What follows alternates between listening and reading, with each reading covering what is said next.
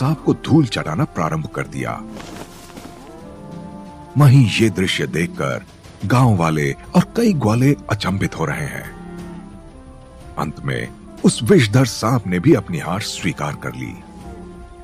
वहीं अगले ही क्षण उस सांप ने कुछ ऐसा किया जिसे देखकर वहां उपस्थित सभी लोग और अत्यधिक अचंभित रह गए, क्योंकि वो विषधर सांप बाल मारुति के शरीर पर धीरे धीरे चढ़ता हुआ उनकी गर्दन पर विराजमान हो गया। उस सांप के गर्दन पर विराज करते ही बाल मारुति मंद मंद मुस्कुराने लगे। वहीं ये सब देख रहे लोग आपस में बातें करने लगे कि ये नन्हा सा बालक ये दिव्य चमत्कार कैसे कर सकता है, और वे सभी लोग नतमस्तक होकर प्रणाम करने लगे।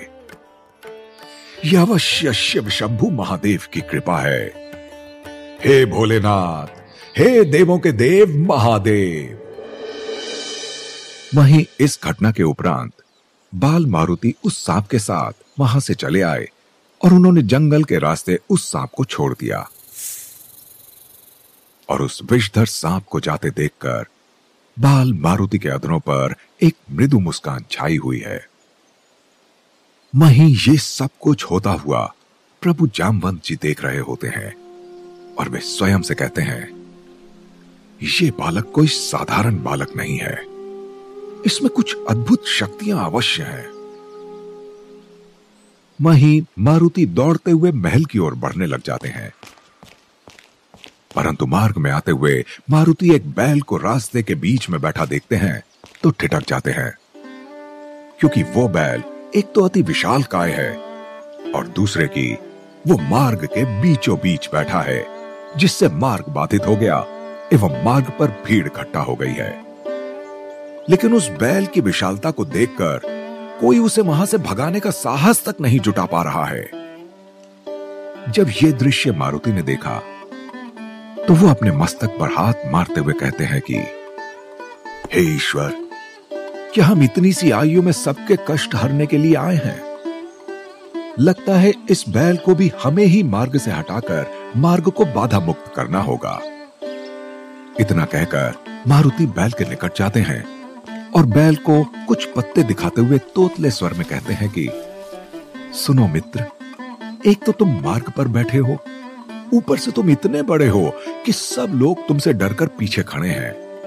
अतः हमारा इस नगर के युवराज होने के नाते दायित्व बनता है कि हम तुम्हें यहां से हटाकर लोगों का संकट हरे।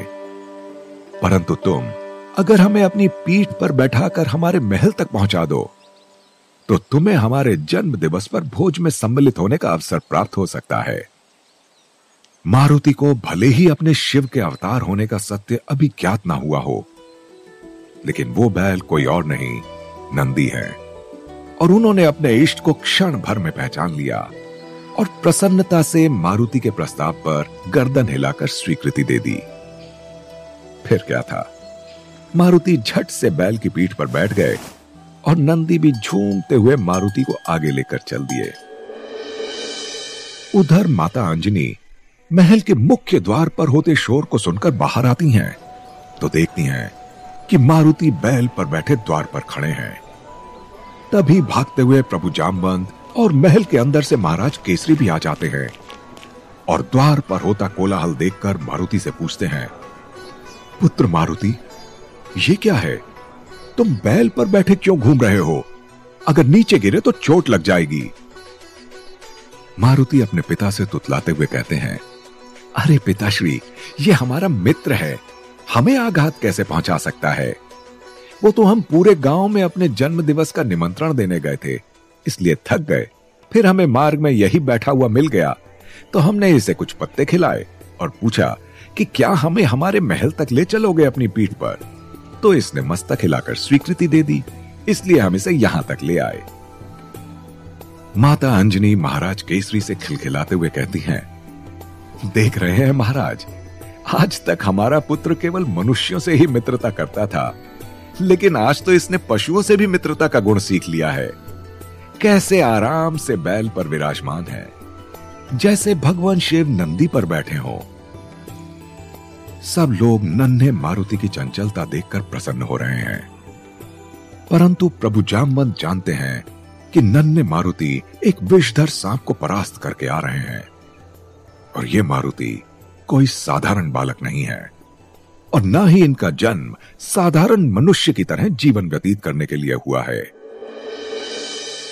कुछ समय के पश्चात जामवंत अपने हृदय की व्याकुलता शांत करने के लिए अपनी कुटिया में ब्रह्मदेव का ध्यान करते हैं और कुछ समय उपरांत ब्रह्मदेव स्वयं वहां उपस्थित होते हैं।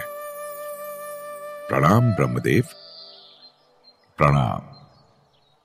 तत्पश्चात ब्रह्मदेव जामवंत से कहते हैं, हम जानते हैं तुम्हारी व्याकुलता का कारण, क्योंकि मारुति वास्तविक रूप में भगवान शिव का ही अवतार है और उनका अवतार ही धरती पर इसलिए हुआ है कि वे भगवान विष्णु के परम भक्त के रूप में अपना जीवन व्यतीत कर सकें।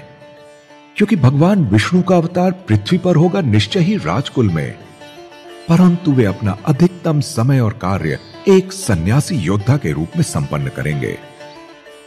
अतः भगवान विष्णु को किसी ऐसे भक्त की आवश्यकता होगी जो आजीवन उनके कार्य में सहायता करें एवं किसी भी बाधा के समक्ष पर्वत स्वरूप स्थिर खड़ा रहे। तब जामवंत ब्रह्मदेव से कहते हैं, धन्य हो ब्रह्मदेव कि आपने एवं भगवान विष्णु ने इतनी बड़ी लीला में इतना बड़ा कार्य इस तुच्छ भक्त को सौंपा। मैं सदा आपका कृतज्ञ रहूंगा।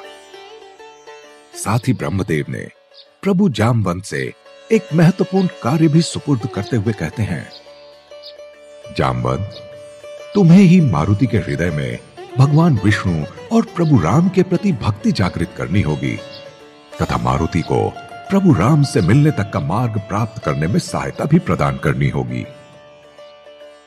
जामवंत जी ब्रह्मदेव से कहते हैं, जो आज्ञा ब्रह्मदेव। मैं भगवान विष्णु की इस लीला में अपना पात्र पूरी निष्ठा से निर्वाह करूंगा।